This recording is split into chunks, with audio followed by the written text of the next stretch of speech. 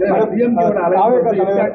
விஜய் வந்து இன்னைக்கு பரப்புரை ஆரம்பிக்கிறாரு. இந்நிலையில கிட்டத்தட்ட 23 நிபந்தனைகளை ஒரு எதிர்கட்சிக்கு வந்து இந்த அளவுக்கு ஒரு பிடிப்பிடிப்பு இல்லாம தலைவர் விஜய்க்கு இந்த அளவுக்கு பிடிப்பு காரணம் அதை கண்டு பயப்படுத்தாது அரசு. பயம்லாம் கிடையாதுங்க. இதெல்லாம் நாங்களும் கடந்து வந்தவங்க தான். 20 ஆண்டு காலத்துக்கு முன் நம்ம கேப்டன் முதல் கட்சி ஆரம்பித்த போது என்ன இருந்ததோ அதுதான் நான் இப்ப விஜய்கிட்ட பாக்குறேன். மேபி உங்களுக்கு புதுசா இருக்கலாம். நான் வந்து தலைவர் கூடிய நாங்கெல்லாம் வாழ்ந்திருக்கோம். விஜயும் நாங்க சின்ன பிறந்து பார்த்துருக்குறோம். கேப்டன் ஆரம்பிச்ச அந்த கட்சி 2025 தொடங்கி இன்னைக்கு வரைக்கும் 20 ஆண்டு காலம் நாங்கள் எத்தனையோ சவால்கள், எத்தனையோ விதமான இடையூறுகள் எல்லாம் கடந்து தாங்க நாங்க இன்னைக்கு இந்த 21வது ஆண்டு அடியெடுத்து வைக்கிறோம். இப்போ காவல்துறை வந்து வெறுமனே இந்த தடை போடுறான்னு பொத்தாம்பதுவா நம்ம சொல்லிட முடியாது. நாளைக்கு ஒரு சட்டம் ஒழுங்கு பிரச்சனை வந்தா அவங்க யார் பதில் சொல்லுவாங்க? அதனால பல்வேறு விஷயங்கள் இருக்கிறது. அதனால வந்து நம்ம வந்து அப்படியே ஒரே ஒரு கண்ணோட்டத்துல அவங்க வந்து தடை பண்றாங்க இல்லாம அப்படி கிடையாது. அவங்க வந்து இந்த குறிப்பிட்ட டைம்குள்ள இங்கெல்லாம் முடிக்கணும், இப்படி இருக்கணும் அப்படின்னு சொல்றாங்க. பட் அந்த கூட்டத்துக்கு அது சாத்தியம் இல்லை. பாப்போம். இப்பதான் வந்திருக்காரு. நான் டிவியில பார்த்துட்டு தான் வந்தேன். இன்னும் ஸ்பீச் ஆரம்பிக்கல. எப்படி இன்னைக்கு ஃபுல் டே போகுதுன்றதை நான் பார்த்துட்டு அவர் அறிக்கை கொடுக்கும்போது தமிழ்நாட்டில் உள்ள எந்த அரசியல் கட்சி தலைவர்களுக்கும் இல்லாத கருத்து எனக்கு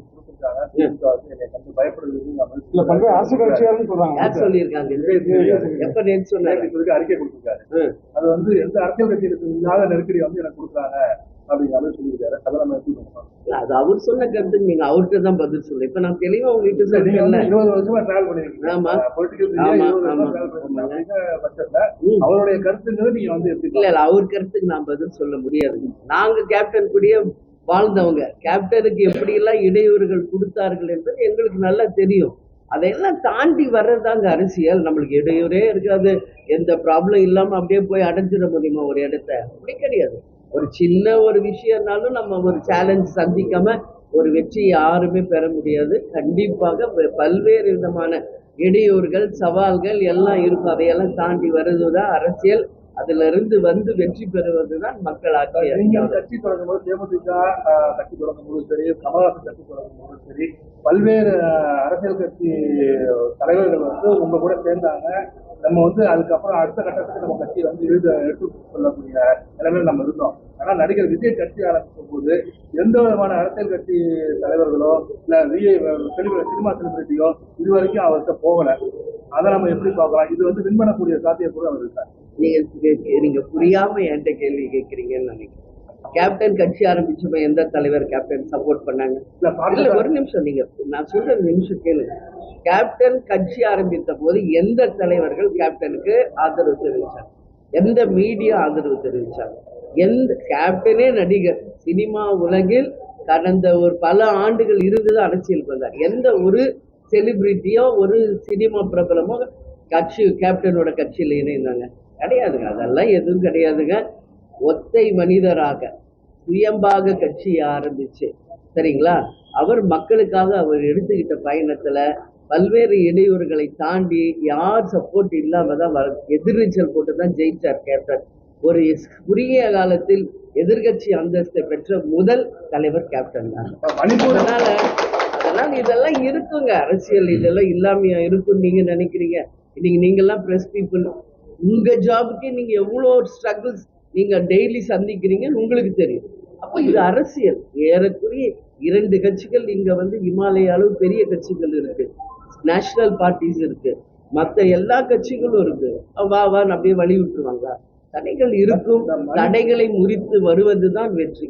மேடம், தமிழக அரசியல வந்து ஆளும் கட்சி ஆண்ட கட்சி ரெண்டுமே போட்டியா மாறி மாறி வந்துக்கிறீங்க சூழ்நிலையில முதல்ல ஒரு கட்சி ஆரம்பிச்சு, ஒரு நடிகராக கட்சி ஆரம்பிச்சு, இங்க வந்து புதுசா ஒரு அரசியல் கொள்கை கூட்டணி மந்திரிச்சதுல இடம் தர்றேன்னு சொன்ன அரசியல் கொள்கை வந்து விஜயோட கொள்கை என்ன நினைக்கிறீங்க? முதல்ல நடிகரா வந்து கட்சி ஆரம்பிச்சாரு கேப்டன் தாங்க. அதுக்கு உதாரணம் இந்த மாதிரி ஒரு அறிவிப்பு சொல்றேன். நீங்க இன்னைக்கு சொல்றீங்க முதலா நடிகராக வந்து கட்சியை சுயம்பா ஆரம்பிச்சது கேப்டன் தான். Is the first example to other. MGR அவர்கள் கூட திமுகவில் இருந்து பிரிந்து வந்துதான் அதிமுகவை உருவாக்கினார். பட் கேப்டன் ஒருத்தர் தான் சுயம்பா தனியாக வந்து களம் கண்டு கூட்டணியே இல்லாமல் 2011 வரைக்கும் தனி நபராக யார் சப்போர்ட் இல்லாம அவர் வந்து நிரூபிச்சிருக்கார். இதெல்லாம் சாதாரண சவால் கிடையாதுங்க. இது மிகப்பெரிய சவால். அந்த சவால்களில் வென்றவர் கேப்டன். அதனால இன்னைக்கு விஜய் அவரை ஃபாலோ பண்ணி இன்னைக்கு வர்றார். வாழ்த்துக்கள். இன்னைக்குதான் வந்து ஃபர்ஸ்ட் ஸ்பீச் கொடுக்க போறாருங்க. நான் பார்த்துட்டு நாளைக்கு என் கருத்து கூட்டணி நம்ம இப்ப ஒரு கட்சிக்கு எப்படி பாக்குறீங்க நீங்க? இல்லைங்க, ஆட்சி அது கேளுங்க. ஒன் லைன்ல நீங்க கேட்கலாம். கூட்டணி மந்திரி சபை உங்க கருத்து என்னன்னு நான் பல வாட்டி சொல்லிட்டேன். கூட்டணி வந்து இன்னைக்கு வந்து ஆட்சியில் பங்கு என்பதை நாங்க வரவேற்கிறோம் நான் சொல்லிட்டேன். ஏன்னா ஒரு ஃபுல் அதிகாரம் ஒரே இடத்துல இல்லாம எல்லாருக்கும் பகிர்ந்து தரப்படும் போது கேள்விகள் கேட்க முடியும், மக்களுக்கு இன்னும் சிறப்பாக செயல்பட முடியும் என்பது என் கருத்து. ஏற்கனவே நான் பதிய வச்சேன். பல்வேறு தரப்பினர் அதிமுக ஒன்றிய நினைக்கிறாங்க. எதிர்காலத்துல தேமுதிக கூட்டணி வச்சு பட்சத்துல அதிமுக ஒன்றிய நீங்க சொல்லுவீங்களா? ஒன்றுபட்டால் உண்டு வாழ்வுன்னு நான் ஃபர்ஸ்ட் டேவே சொல்லிட்டேங்க. சென்னையில இருந்து கிளம்பும்போது ஃபர்ஸ்ட் பிரஸ் மீட்லயே நான் சொன்னேன், யாருமே ஒன்னா இருந்தாதாங்க அது பலம். பிரிஞ்சிருந்தா எப்படிங்க பலம்? ஒன்றுபட்டால் உண்டு வாழ்வு.